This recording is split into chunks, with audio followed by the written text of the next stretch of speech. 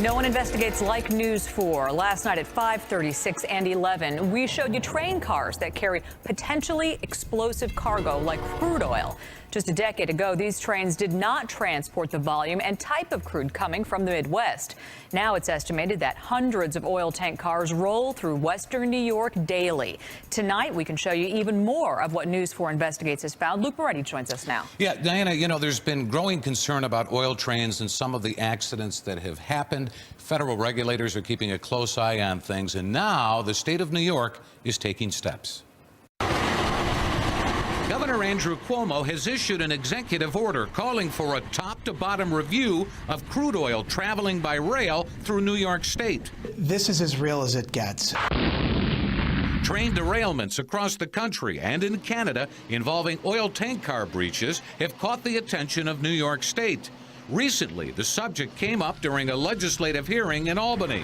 In December, DOT 111 train carrying crude oil derailed in my district, just yards from families' homes in the town of Cheektowaga. The governor places a high priority on rail safety in this transport of crude oil and other flammable components. The governor is calling on several state agencies to examine accident prevention and response readiness. We cannot afford to wait for a catastrophic accident, Cuomo says. We want to make sure that we're taking the proper steps to avert disaster, to make sure our communities are as safe as possible in the event of an emergency. Among other things, Governor Cuomo's executive order directs state agencies to assess the state's capacity to prevent and respond to accidents involving the shipment of crude oil by rail, ship, and barge. I certainly think it's a positive step.